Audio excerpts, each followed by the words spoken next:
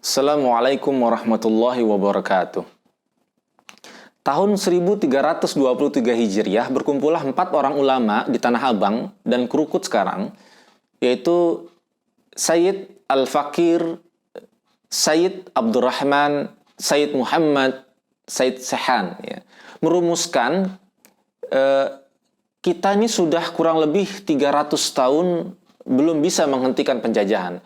Dirumuskan oleh ulama, ya, kita ini berjuang silo-silo, masing-masing terpisah-pisah, nggak bersatu. Kalah di pendidikan, kalah di logistik, kalah di sana, kalah di sini. Lalu didirikanlah yang namanya Jamiatul Khair.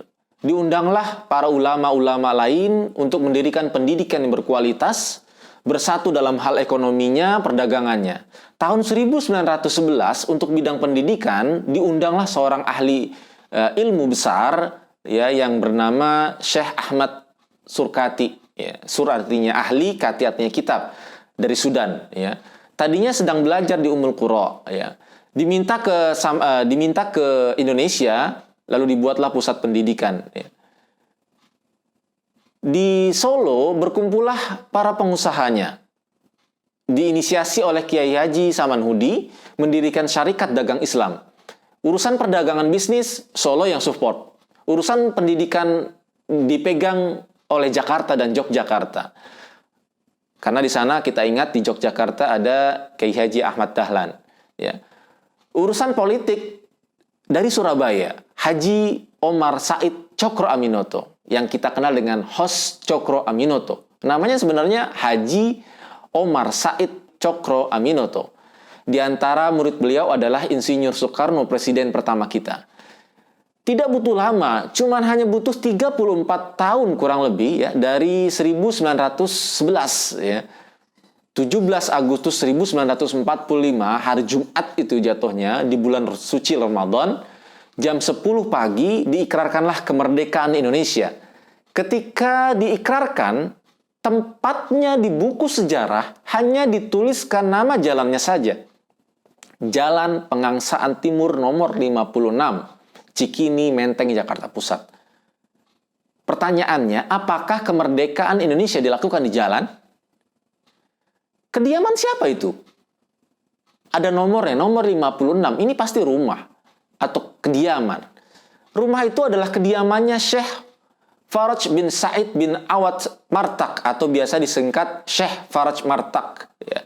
Seorang ulama saudagar yang lahir di Hadramaut, ya, Yaman, ya.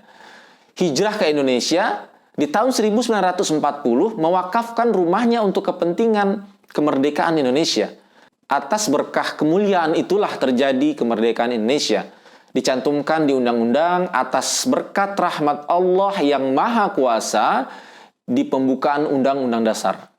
Jadilah Undang-Undang pasal 29 ayat 1 itu. Negara berdasar atas ketuhanan yang Maha Esa. Jadi sila pertama di Pancasila, nilai beragama ada di situ. Kalau bukan karena rahmat Allah, mustahil ada kemerdekaan Indonesia. Negara kita luasnya aja udah sekitar kurang lebih 7,9 juta kilometer. Luas total wilayah Indonesia. 3,2 juta kilometer persegi merupakan wilayah laut teritorial, dan 2,9 juta kilometer lainnya merupakan zona ekonomi eksklusif. Dan sisanya sebanyak 1,8 juta kilometer persegi adalah daratan. Kalau dikumpulkan, Eropa belum menyamai Indonesia. 18.108 pulau, itu juga belum termasuk Pulau Gadung, Pulau Mas, Pulau Gebang. Negara kita sudah merdeka, lalu bagaimana ngisinya? Negara ini dibawa dengan prinsip Al-Quran, prinsip sunnah, dibawa utusan ke Yogyakarta, utusan dari Turki datang. Ada dari kalangan-kalangan tertentu yang ingin hancur, ya, ingin kita hancur dari kalangan orientalis. Kalangan ini nggak suka Indonesia mencapai kemerdekaannya. Mereka tahu sumbernya dari Al-Quran, dari kitab suci, makanya kita semua berusaha dijauhkan dari kitab suci kita. Quran hanya khusus di masjid saja, nggak boleh muncul di perekonomian. Politik nggak boleh muncul bersamaan dengan agama. Yang jujur, yang baik, hindari korupsi, maka kita akan banyak musuhnya. Mereka takut bangkitnya nilai-nilai agama dalam negara ini. Tidak ada sejarahnya di muka bumi ketika Islam berkuasa selain menghadirkan kedamaian. Islam berjaya di Spanyol, Yahudi ternaungi, Nasrani terlindungi, agama lain ternaungi. Islam berjaya di Nusantara, dengan Hindu tidak ada masalah, dengan Buddha tidak ada masalah. Yang ada masalah itu ketika Portugis datang ke Indonesia tahun 1911 Masehi lewat Selat Malaka, diberikanlah mandat oleh Paus Alexander ke-6 tahun 1494. Di situ dibuat suatu perjanjian Tordesillas namanya, bumi dibagi dua. Barat dikuasai oleh Spanyol, timur dikuasai oleh Portugis. Datang Portugis ke Indonesia, nyasar ke Goa. Ya, balik lagi ke Portugis. Menyewa seorang yang bernama Ahmad bin Majid, seorang navigator muslim, minta tolong diantarkan ke dalam ke pusat rempah-rempah, ke daerah pusat rempah-rempah. Nyampelah dia di pusat rempah-rempah, yaitu di Selat Malaka. Yang tadinya harmonis, muncullah masalah di sana. Setelah menguasai Malaka, datang ke Sunda Kelapa. Misinya cuma 3G. Gold, Gospel, Glory. Ya, ahli sejarah belakangan merubah sejarah ini. Sehingga anak-anak kita sekarang, ya para remaja, orang-orang, sebagian besar tidak mengetahui. Perhatikan anak-anak zaman sekarang. Ketika belajar sejarah, jauh. Karena kita tidak belajar sejarah dengan benar, sudah sejarah dipalingkan, kitab sucinya dijauhkan.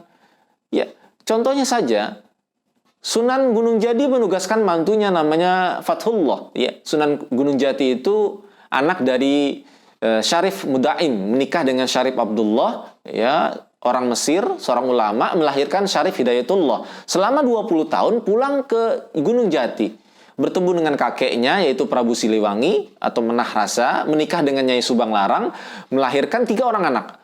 Abdullah, ya, Abdullah Iman atau Walang Sungsang lahir 1423, Larang Santang lahir 1426, Raja Sengara ya lahir tahun 1427. Ketika balik lagi ke Gunung Jati, lahir 2 orang anak, Muhammad dan yang perempuan menikah dengan Fatullah atau Fathilah atau Falatehan.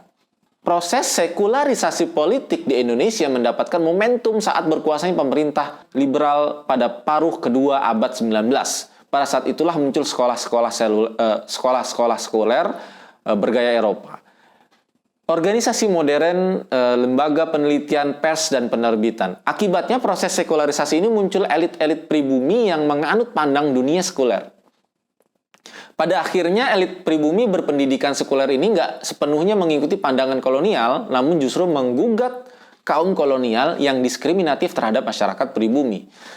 Saat proses kemerdekaan, para tokoh sekuler memang mendominasi kepemimpinan negara, tapi peran tokoh agama yang tergabung dalam organisasi sosial dan politik keagamaan saat itu tidak bisa diabaikan. Untuk mewujudkan toleransi kembar sehingga terciptanya keadaan harmonis antara otoritas agama dan otoritas negara, perlu dibangun relasi baru di luar pemisahan maupun penyatuan. Relasi baru ini dinamakan diferensiasi. Diferensiasi ini dimaknai sebagai pembedaan, bukan pemisahan antara agama dan negara.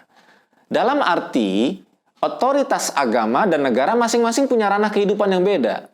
Pertama, dengan memasuki ruang publik, suatu agama tidak hanya dituntut membela kebebasannya sendiri, melainkan juga kebebasan dari agama lain, penganut agama lain. Kedua, dengan memasuki ranah publik, agama-agama secara aktif mempersoalkan dunia sekuler, namun tidak dengan keinginan menggantikan jalannya negara. Akan tetapi dengan menggugat realitas sekuler itu secara beretika. Ketiga, dalam memasuki ranah publik, agama membela pola dan tata nilai kehidupan tradisional dari pengaruh kenegaraan yang kering nilai, ya, namun dengan cara kerja yang sesuai dengan perkembangan zaman.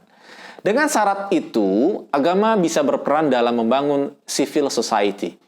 Sila ketuhanan dalam Pancasila menjadikan Indonesia bukan sebagai negara sekuler yang membatasi agama dalam ruang private. Pancasila justru mendorong nilai-nilai, ya, mendasari kehidupan masyarakat dalam berpolitik. Ya.